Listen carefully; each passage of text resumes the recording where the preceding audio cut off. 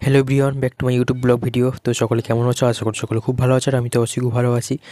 তো জানি না কোথায় কী রকম কি ঠান্ডা পড়েছে না পড়েছে, আমাদের এখানে বেশ খুব ভালোই ঠান্ডা পড়েছে, খুব সকাল সকাল। তো আজকে সকাল সকাল খুব ব্লগটা আমি শুরু করেছি আজকে। তো আজকে সারাদিনে কী করছি না করছি অবশ্যই তোমাদের সাথে শেয়ার করবো, আর আশা করি তোমরা আমার ভিডিওটা শেষ পর্যন্ত দেখবে। তো এই যে ক্যাসেটের স্টপেজ ক্রিম আগের ভিডিওতে আমি দেখিয়েছিলাম, আমি কিনে এনেছিলাম বাজার থেকে। তো আজকে সেটা আমি ব্যবহার করি, তো আজকে নয় প্রতিদিন সেটা ব্যবহার করি। এটা সকালে এবং রাতে সারাদিন এটা দুবার করে ব্যবহার করতে হয়।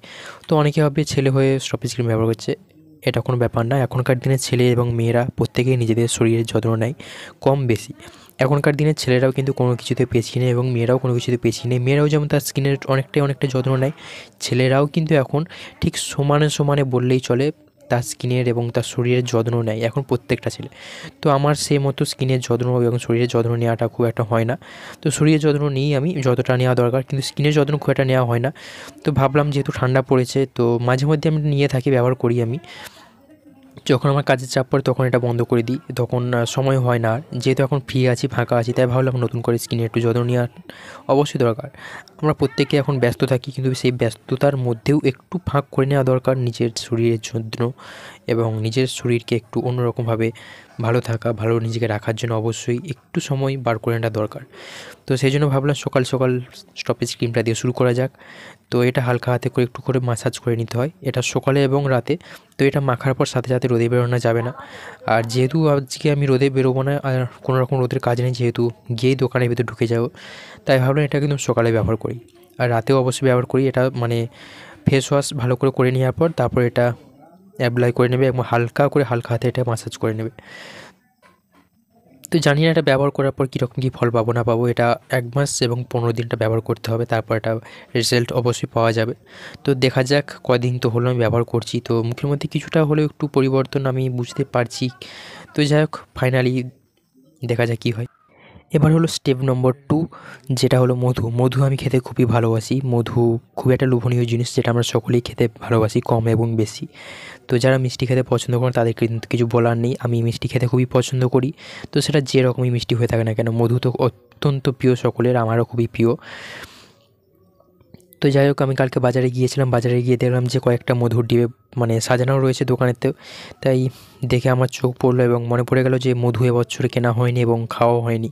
তাই মধুর একটা ডিবে আমি কিনে চলে এলাম, একটু বড় ধরনের। আগের বছর আমি মানে শীতেতে প্রতিদিনই মধু খেতাম, তো এই বছর এখনও কেনা হয়নি, খাওয়া হয়নি। তাই ভাবলাম যে যেহেতু বাজারে এসেছি, তাহলে একটা মধুর ডিবে নিয়ে চলে যাই।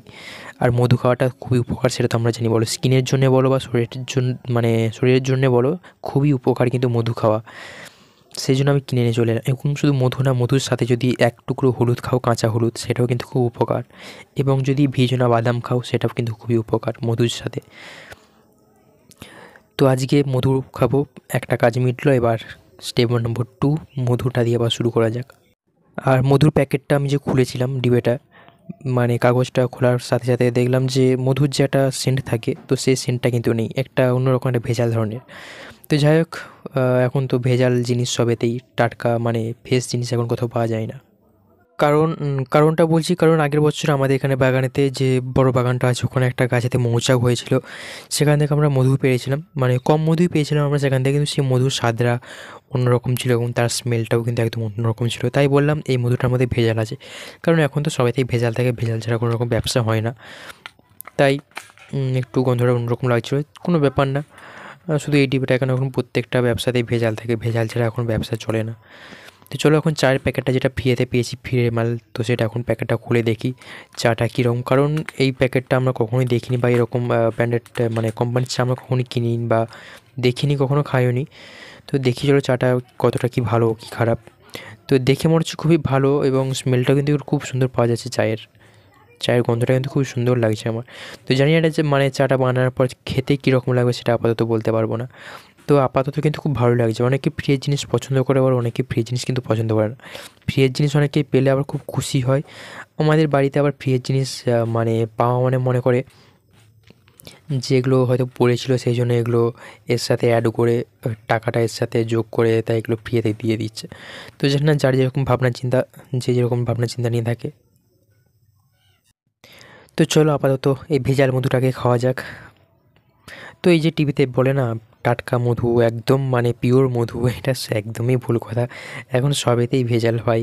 আমাদের এখানে যে দেশে বলে না যে শুদ্ধ একদম খাঁটি জিনিস পাওয়া যায়, খেজুর গাছের রসটাও যখন গুড় বানিয়ে বিক্রি করা হয়, সেই খেজুর রসেও কিন্তু ভেজাল দেওয়া থাকে।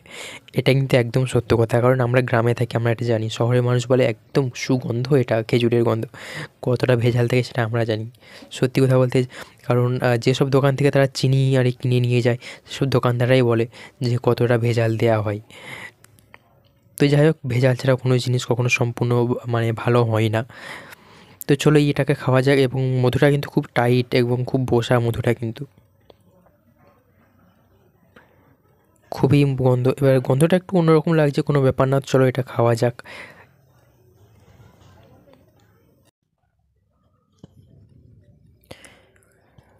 আহা, কতদিন যেন মধু খায় নাই, কতদিন যেন মধু খায় না, মানে প্রায় 1 বছর হলো মধু খায় নাই। মানে শীতকাল হলে একটু মনে পড়ে, আবার ভুলে যাব, আবার পরের বছর শীতকাল। তো এরকমই হতে থাকে আর কি, একটানা আমরা খেতে পারি না, কাজের চাপের কারণে ভুলে যাই, আবার নতুন করে শুরু করতে হয়। তো মধুটা একটু খাওয়ার পর মনে হলো একটু অন্যরকম অন্যরকম স্বাদ মনে হচ্ছে, কারণ খাঁটি মধু যে স্বাদটা, তো সেই স্বাদটা আপাতত আমি পাইনি। তো সেই খাঁটি মধুর স্বাদটা কিন্তু একদম অন্যরকম, আর এটা ভেজাল মধুর স্বাদ কিন্তু অন্যরকম। আমরা টিভিতে দেখে থাকি, তারা বলে থাকে একদম খাঁটি মধু দিয়ে থাকে, একদম পিওর মধু। না, এখন ভেজাল ছাড়া কিছুই হয় না, এখন সবেতেই ভেজাল থাকে। তো যাই হোক, আমি এমনভাবে খেয়েছি আমার দাঁড়িতে বাড়িতে লেগে গেছে, কিছু বলার নেই। তো 2 চামচ খাওয়ার পর আমার মনে হচ্ছিলো যেন আরও পুরোটাই আমি খেয়ে নিই, কারণ আমরা মিষ্টি খেতে প্রচুর ভালোবাসি। তো তোমার সকলের তো যেন আমাদের বাড়িতে মন্দির আছে, আমরা শনি মঙ্গলবার তো প্রচুর প্রচুর মিষ্টি খেয়ে থাকি। এবং যাই হোক, স্টেপ নম্বর 2টা হলো, এবার চা খেতে হবে, তো চলো চা খাওয়া যাক। তো স্টেপ 3 ছিল চা খাওয়া এবং বাথরুম যাওয়া। তো যাই হোক, এগুলো আমার হয়ে গেছে। আচ্ছা, ডেইলি ব্লগ মানে তো এগুলোও তো ডেইলি ব্লগের মধ্যে পড়ে, তাই না? অনেকে ভালো খাবার খাচ্ছে, কোথাও ঘুরতে যাচ্ছে, কী করছে না করছে, সমস্ত ভিডিওগুলো অবশ্যই তোমাদের সাথে শেয়ার করে। কিন্তু এই যে হাগু করা, বাথরুম যাওয়া, ব্রাশ করা, ব্রাশ করাটা অবশ্যই শেয়ার করা যায়। এগুলো তো একটা মানে ডেইলি ব্লগের মধ্যে অবশ্যই পড়ে, তাই না? তাহলে এগুলো কেন কেউ শেয়ার করে না? আমি অবশ্যই এবার থেকে চেষ্টা করবো এগুলো অবশ্যই তোমাদের সাথে শেয়ার করার। বাথরুমে যাওয়া, হাগু করা, এগুলো অবশ্যই শেয়ার করবো, কারণ এগুলো তো ডেইলি ব্লগের মধ্যে অবশ্যই পড়ে, তাই না? তো যাই হোক, রাস্তা দিয়ে যাচ্ছিলাম, চলো আমাদের একটা মিকো খুব চেল্লাচ্ছে, তোমার দেখাই। আর এটা হচ্ছে আমার মাসির ছোটো মেয়ে, এর নাম হচ্ছে মিকো, দেখে নাও এর মুখ। আর এরা এতটাই ভদ্র কুকুর, মানে মাসির যে দামি দামি টেবিল চেয়ার ছিল, সেগুলোর সব মানে পায়াগুলোকে কামড়ে কামড়ে, কী বলবো, মাংসগুলোকে খেয়ে হাড়টুকু যেভাবে আমরা ফেলে রাখি, ঠিক সেই রকম অবস্থা করে রেখেছে প্রত্যেকটা টেবিল চেয়ারে। মানে এরা এতটাই কুকুর, কী বলবো, সবসময় শুধু এরা খাবে, কোথায় কিচ্ছে বলবে, সেই সবের ধান্দা। মানে যেসব কুকুরগুলো আমরা পাড়ায় যেসব চড়ে লেলি কুকুর, তার থেকে সত্যি তারা অনেক এর থেকে তারা অনেক ভালো, অনেক ভালো, অনেক ভালো। মানে কিছু বলার নেই এসব কুকুরগুলোকে, মানে সারাদিন শুধু খাওয়া আর চেল্লানো ছাড়া এদের কোনো কাজকর্ম কিছু নেই। তো যাই হোক, এসে দেখলাম যে অনেক খড়টড় ছিল, এইগুলো আমি একটু গলতারে করে দিয়েছি, এই হিসেবে থাকি থাকি বেঁধে বেঁধে কাজ করছিলাম। এবং সেদিকে আমাদের ধান ঝাড়ার কাজ অনেকটা কমপ্লিট হয়ে গেছে, গুছানো প্রায় কমপ্লিট। তো আমি একটু হাতাহাতি কাজ করে দিয়ে তারপর একটু দোকানের দিকে যাব, কারণ 2 দিন হলো দোকানের দিকে যাইনি, তাই একটু যাই। কারণ একটু চাষ টাস সব মানে একটু হাতাহাতি করেছিলাম আর কি, যেহেতু কোনোদিনও করিনি, তো এই ফার্স্ট টাইম করলাম। তো যা তো যাই হোক, আমি দোকানেতে এসে গেছি। দোকানে এসে প্রথমে আমি আপাতত ফুলটা নেব, কারণ আমার পুজোর ফুল শেষ হয়ে গেছে, প্রথমত ফুলটা নেবো। আর এখানে এখন মানে আমাদের দোকানের সামনে এখন ফুল দোকান হয়ে খুবই সুবিধা হয়েছে, কারণ আগে ফুল কিনতে আমাদেরকে অনেক দূরে যেতে হতো, মানে শ্যামপুর এখান থেকে 10 কিলোমিটার দূরে আমাদেরকে যেতে হতো। এখন বাড়ির সামনে ফুল দোকান হয়ে খুব সুবিধা হয়ে গেছে আমাদের, মানে যখন ইচ্ছা আমরা একটা ফুল কিনতেই পারি। আর সবথেকে দুঃখের বিষয় হলো, আমি 2 দিন যেহেতু দোকানে আসিনি, 2 দিনের মধ্যে এদিকে অনেক কিছুই মানে উল্টে পাল্টে গেছে, অনেকটাই পরিবর্তন হয়ে গেছে। পরিবর্তন বলতে দুঃখের বিষয়, এখানে আমার পাশে একটা পুতুলি বড়মা বলে থাকে, যিনি খুবই ভালো এবং আমাকে খুবই ভালোবাসতো। আমার কোনো সমস্যা, কাজের কোনো থাকলে উনির কাছে গিয়ে আমি সেই কাজগুলোকে কমপ্লিট করে আসতাম। তো কাল দুপুরবেলা তিনি রাস্তা পার হতে হতে একটা বাইক অ্যাক্সিডেন্ট হয় এবং মাথায় খুব জোর চোট লাগে, খুব রক্ত বেরিয়েছে এবং বাঁচবে কি মরবে এখন বলা যাচ্ছে না। তো অনেক হাসপাতালে নিয়ে যাওয়া হচ্ছে, তারা নিচ্ছে না আপাতত, এতটাই সিরিয়াসভাবে তিনি সমস্যাটা হয়েছে আর কি। তো সেটা নিয়ে এখন খুব চিন্তায় আছি, প্রচুর দুঃখে আছি। মানে আমারই পাশে, একদম আমার পাশেই দোকান, আমার একদমই পাশেই। তো সেটাই মানে এখানে এসে শুনে খুবই খারাপ লাগছে, যে তোমাদের কী বলবো, প্রচণ্ড খারাপ লাগছে। মানে অ্যাক্সিডেন্ট হয়েছে, তিনি এখন বাঁচবে কি মরবে এখন বলা যাচ্ছে না।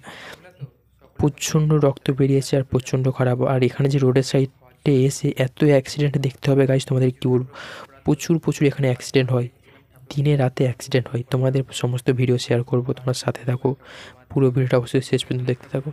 2000 years later. সো ফাইনালি বাড়ি চলে এসেছি। দুপুরবেলা বাড়ি এসে ভাত খাওয়ার পর দেখলাম দাদারা সব নারকেল টারকেল ছাড়াচ্ছে, তো চলে এলাম আমিও সেখানে তাড়াতাড়ি ভাগ পাওয়ার জন্যে। এখন নারকেল ছাড়াচ্ছে দাদা।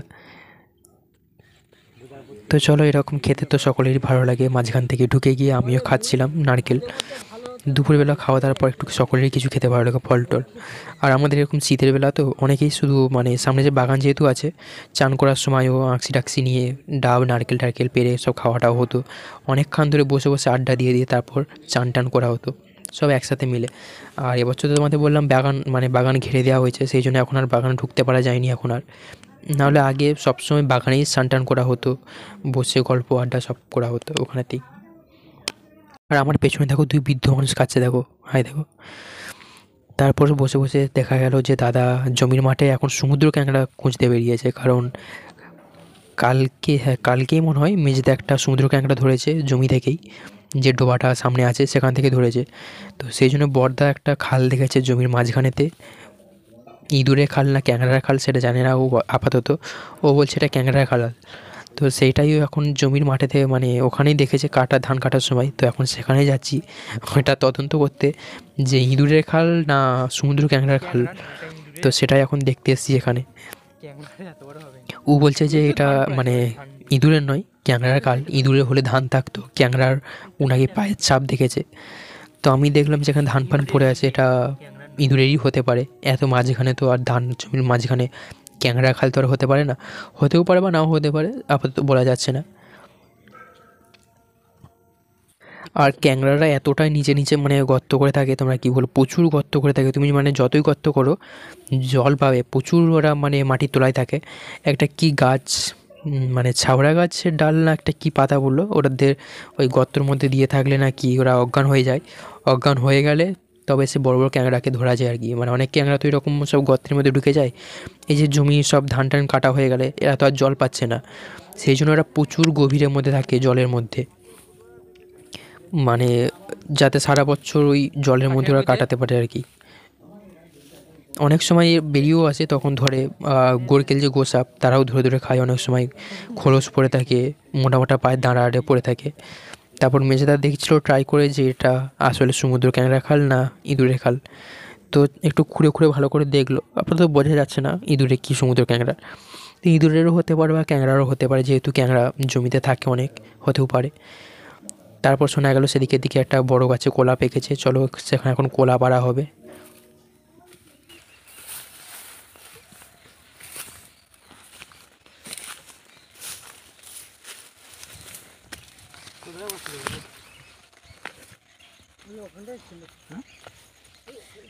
খালে গেছে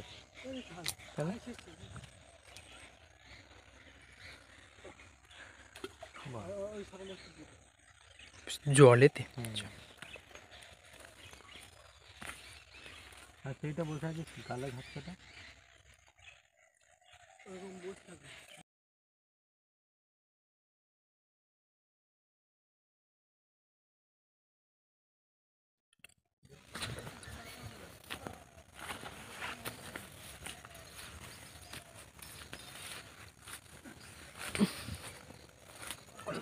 সেখানে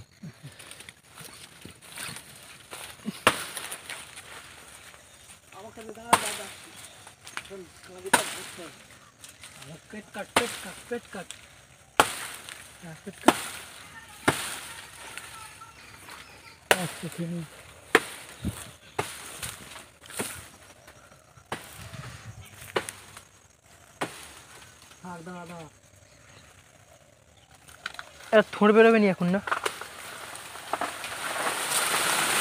আস্তে আস্তে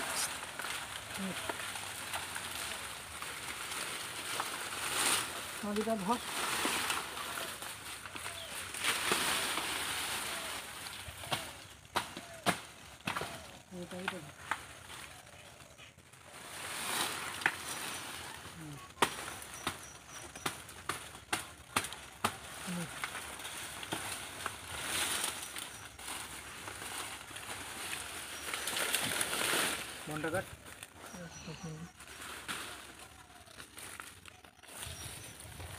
আর একটা দিন আগে কাটলে ঠাকুরকে দেওয়া যেত। আজকে তবু এতে রেখে দিল, তবু হালকা পেকে যাবে অনেকটা।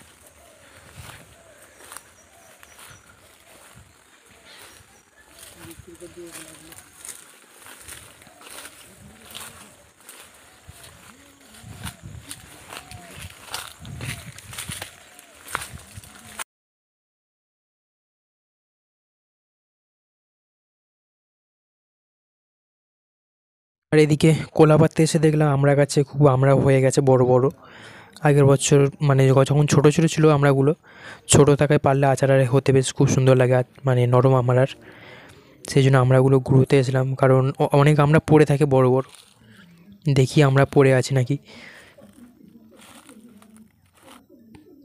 কারণ এই বনের দিকে তো কেউ আমরা আরে পারতে আসেনি আর কি, সেই জন্য দেখি পড়ে আছে নাকি। পাশে এই যে আমড়া গাছটা, এই যে আমড়া হয়েছে প্রচুর, দেখো তোমাদের একটু জুম করে দেখাই। দেখো প্রচুর আমড়া হয়েছে, মানে যখন ছোটো অনেক ছিল আর ঝরে ঝরে গেছে। দেখো গাছে পাতা নেই কিন্তু আমড়া সব ঝুলছে, দেখতে পাচ্ছ। যাই হোক, আমার ক্যামেরাটা হয়তো খুব একটা ভালো নয়, সেই জন্য একটু ভালো করে দেখা যায়নি। কোনো ব্যাপার না, তবু হালকা হালকা বোঝা যাচ্ছে। এই গাছেরই আমড়া পড়েছে, আমড়াগুলো এখন গুঁড়োবো, চলো।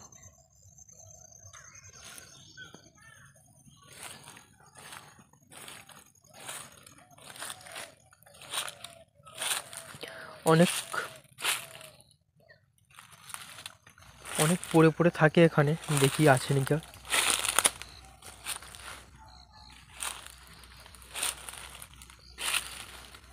যে এখানে দেখো 3টে পড়ে আছে, এটা কি খারাপ? শক্ত শক্ত কিন্তু লাগছে, যাক ঘুরিয়ে নিয়ে যাক, দেখা যাবে ভালো কি খারাপ পড়ে।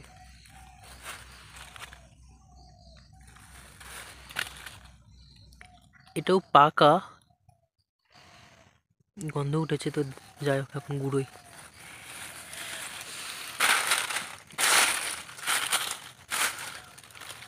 এখানে একটা পোকা,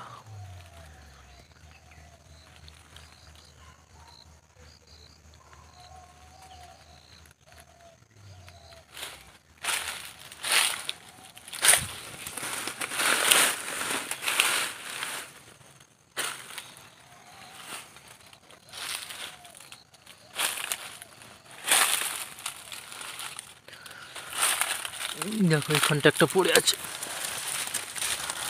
ভেতরে।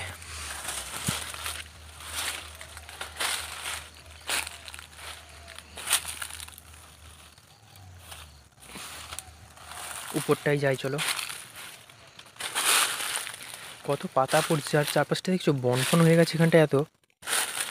উপরটাতে পড়ে আছে এখানটায় একটা, এটা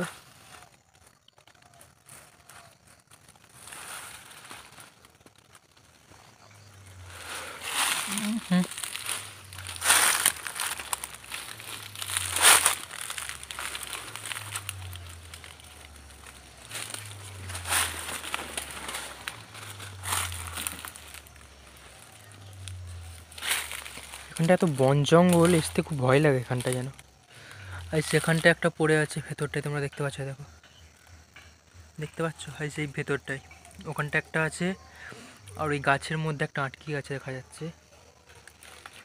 আর এদিকের মধ্যে কোথাও দেখতে পাইনি আপাতত।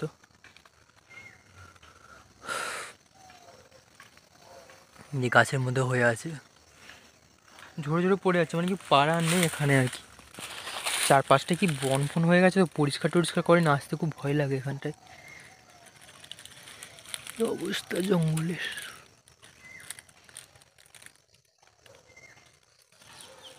এখানটা একটা পড়ে আছে, দেখো দেখতে পাচ্ছ, ওইটা গুঁড়োতে হবে। হাই সেখানটা একটা আছে, এখানটা অনেকগুলো আছে দেখ।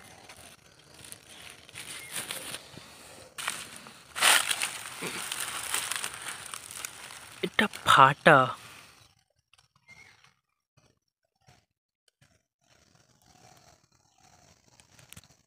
ফাটা ফাটা, এটা সব পচে গেছে, পোকা হয়ে গেছে, দেখতে পাচ্ছ তোমরা। পোকা বিয়ে পালাচ্ছে। ঠিক মানে পড়ে পড়ে গেছে তো, কেউ গুঁড়োয়নি, দেখেনি, পড়ে পড়ে থেকে থেকে পোকা ধরে গেছে।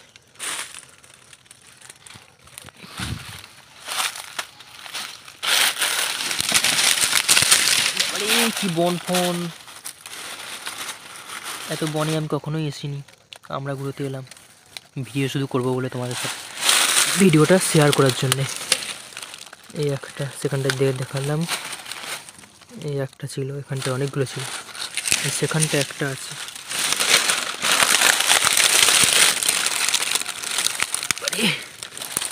উফ, পোকা বিজবিজ করছে একেবারে, গাছে একটা আটকে গেছে। ও গাছেরটা একদম পচে গেছে একেবারে।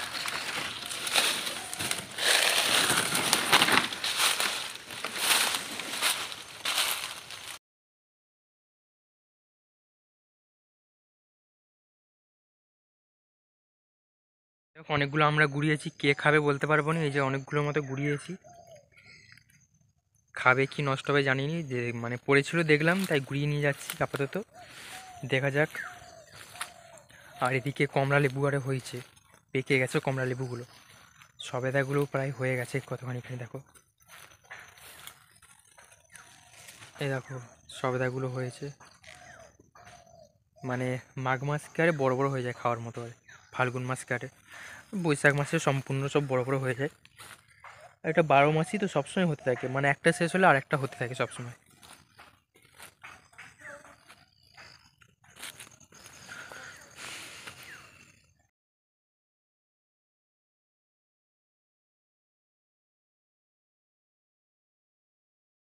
ধনে পাতা গাছগুলো দেখো সব কত বড় বড় হয়ে গেছে। আমি তোমাদের বলেছিলাম না আগে ভিডিও, দেখে খাই না, মানে শুধু গাছ হয়ে হয়ে বড় বড় হয়ে ডালপালা হয়ে ফুল হয়ে যায় গাছেতে।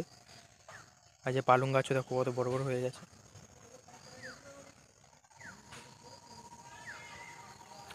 এদিকটায় কী গাছ, শশা গাছ, এদিকটায় শশা হচ্ছে দেখো, মানে খুব একটা বাড়েনি শশাগুলো, কেমন হয়ে গেছে গায়েতে, কাঁটা কাঁটা হয়েছে গায়ে।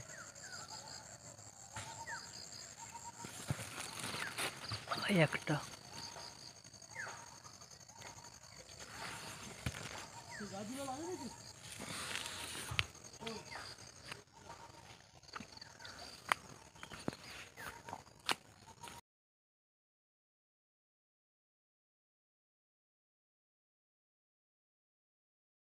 এই যে দেখো কমলা লেবু ফুল, কমলা লেবুগুলো পুরো পেকে গেছে দেখছো।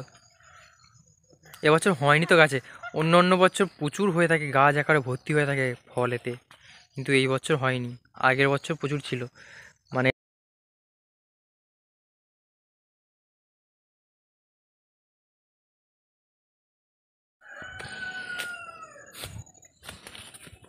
এরকম একটা ছোট চোর লেবু চুরি করতে এসছে এখানে, ছোট চোর লেবু চুরি করতে এসে দেখো আমাদের গাছেতে।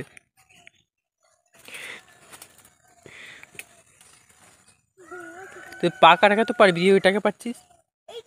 হ্যাঁ ওটাকে পেরে ছাড়া খাবো, তুই ছাড়া আবার তো নষ্ট করে, থাক ওইটা থাক, থাক, আবার ওইটা কে খাবে? তুই দুটোই পারতেছিস, নষ্ট করতেছিস কেন, গাল দিবে।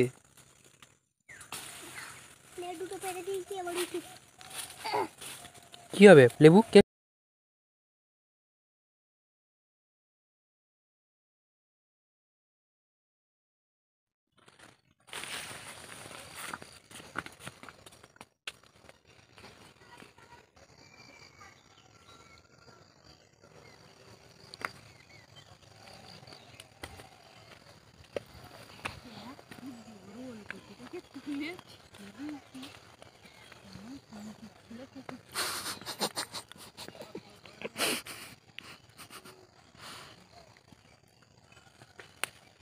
তুই এই গাছেও তো ওলকপি ধরে গেছে তো ছোটো মতো, আমাদের এখন ওলকপিই ধরেনি। হ্যাঁ তোদের সব বড় বড় দেখে দেখে আনছে, আমাদের সব ছোটো ছোটো আনছে, তো ওলকপি ধরবে তো কত দেরিতে।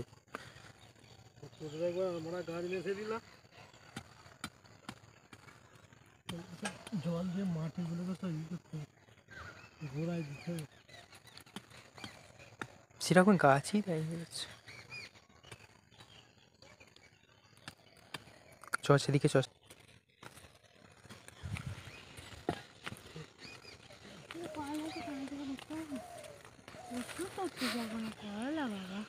হ্যাঁ হ্যাঁ, আমাদের সেই গাছটার মতো প্রচুর করলা মানে করলা হয়েছে। প্রচুর হচ্ছে তাই না?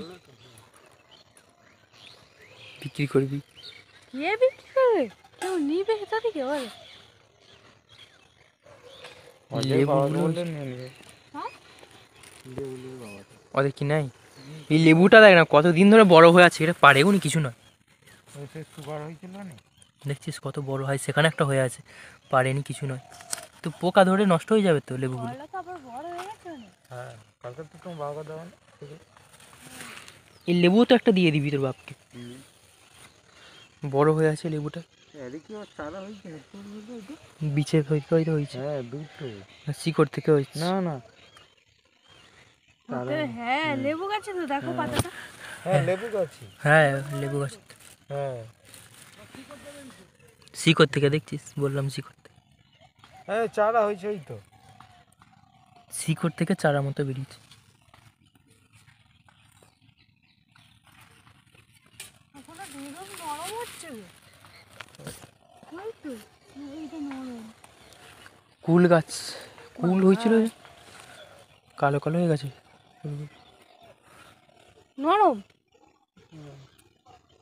ওই দেখে হয় একবার কুলগুলো হয়েছে নাকি বড়। যাস নি এখন সাপে আড্ডা। আরে করলা পেকে দেখে ওই ছাই, সেটা বড় হয়েছে রে, করলাটা পেরে নে। ওই তো একটা করলা। ওইটা এইটা বড় দেখ না, এই তো। হ্যাঁ এখানে একটা আছে, সেখানেও একটা আছে তো। আছে তো, পেরে নে। খাবে তুলে। ভাতে দিই ভাই, সেখানেও একটা আছে। এ রে ভাতে যা বিকেল তিতো এখন। ভাতে খাওয়া ভাজা খেয়ে নিবি, পেরে নে। তোদের থেকেও প্রচুর হচ্ছে এবার আমাদের। তোদের মতনই বড় বড় হয়, এটা আরো রাখলে আরো হ্যাঁ বড় হয়। এই একটা হয়েছে, কোথায় গেল রে?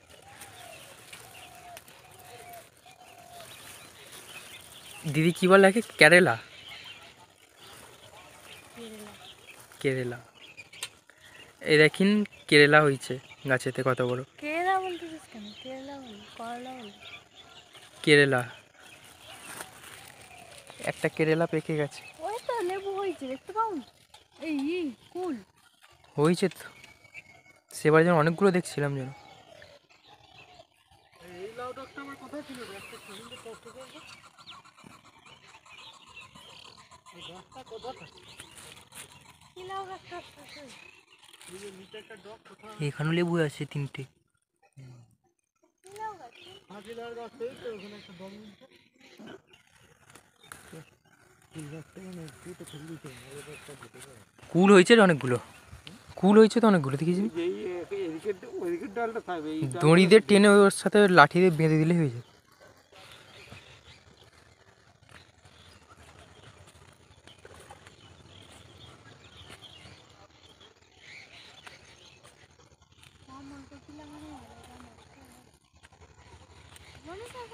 তো ঢেঁড়স তো বুড়ো হয়ে,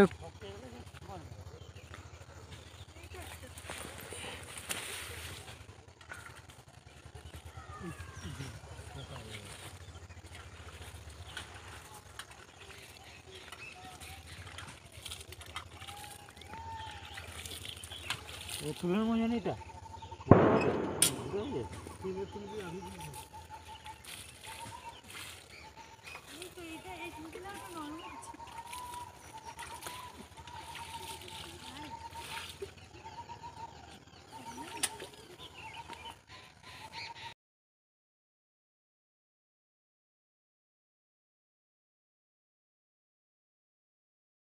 দেখানো রয়েছে।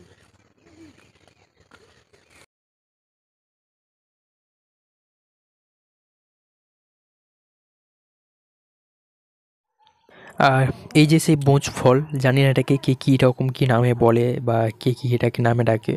আমাদের এখানে এটাকে বোঁচ ফল বলে এটাকে বলা হয়। দেখো কালো কালো, ওইগুলো পেকে গেলে কালো হয়, আর কাঁচা থাকলে সবুজ থাকে। তোমাদের আগের একটা ভিডিও বলেছিলাম যে বোঁচ ফল দেখাবো, যেটা আমরা ছোটোবেলায় খুব খেতাম। এটা টক টক খেতে, এবং এক একটা মিষ্টি মিষ্টি লাগে। যে মানে সব গাছে মিষ্টি লাগেনি, এক একটা মিষ্টি টক টক এটা লাগে, বেশিরভাগ এটা টকটকই ভাব লাগে।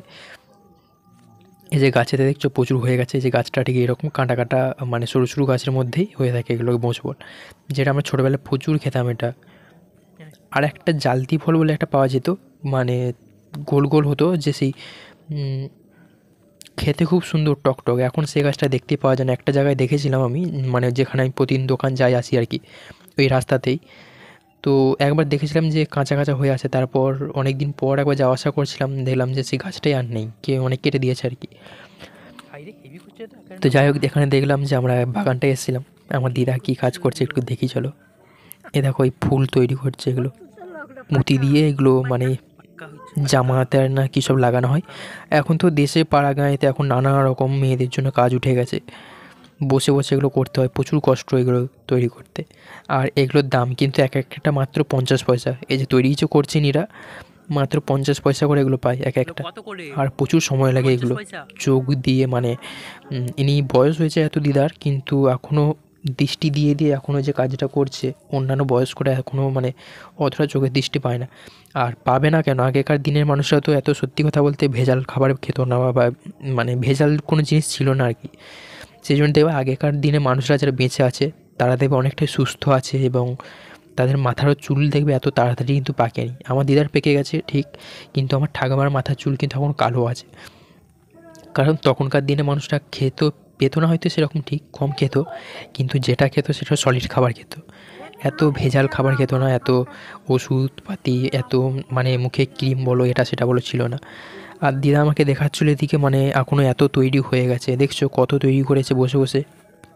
অনেক সময় লাগে এগুলো তৈরি করতে এক একটা, মানে 50 পয়সা করে এক একটা পিস। কত সময় ধরে তৈরি করলে এরকম মানে ফুলের মতো, এই যে পুঁতি পুঁতি দেখতে পাচ্ছ, তৈরি করলে তবে এক একটা মানে 50 পয়সা করে ইনারা পায়।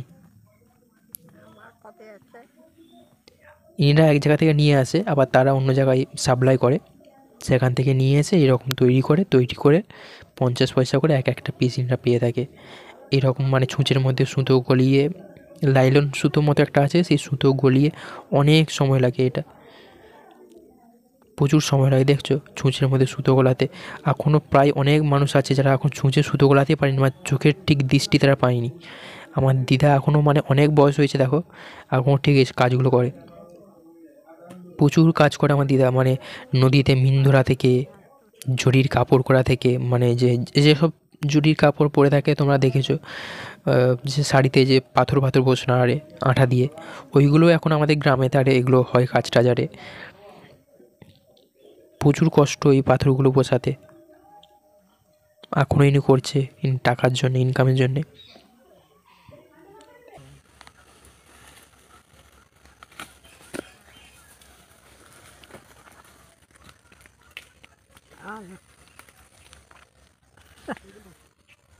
আরে কি হচ্ছে?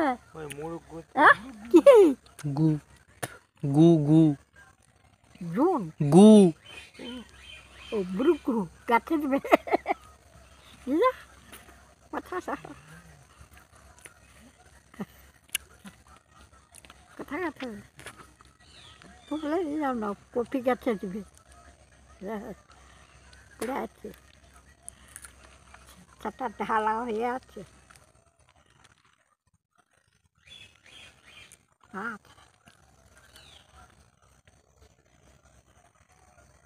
আচ্ছা আচ্ছা